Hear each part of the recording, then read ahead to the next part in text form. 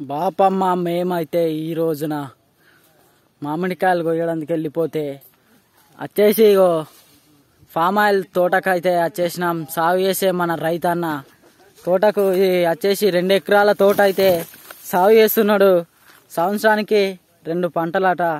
చూడండి కాపు ఎలా కాసిందో. మనమైతే కాపు చూపెడుతున్నాం. ఈ విధంగా చూడండి, మనం రైతన్నని అడిగి తెలుసుకున్నాం. చూడండి ఈ విధంగా అయితే కాపు ఉంది. ఒక కాపు కోసుకుపోయిందట. ఇది 2వ కాపుకు రెడీ ఉన్నది.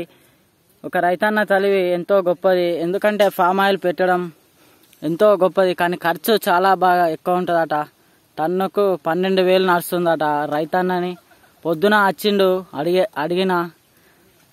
అడిగి ఆయన తోట చూసుకొని వెళ్ళిపోయాడు.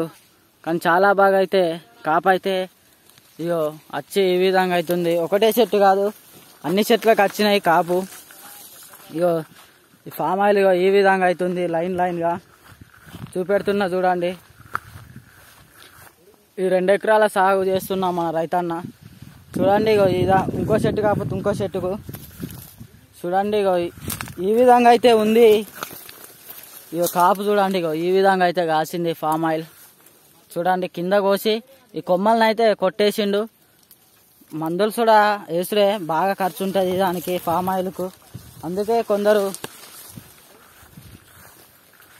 వేసుకుంటారు, కొందరు పెట్టరు, కొందరు పెడతారు. చూడండి ఈ విధంగా అయితే ఫామ్ ఆయిల్ చెట్లు అయితే ఈ విధంగా అయితే ఉంది. బాపమ్మ చూడండి ఈ విధంగా అయితే చూపెడుతున్నాం మనం ఫామ్ ఆయిల్ తోట. ఈ విధంగా అయితే ఉంది.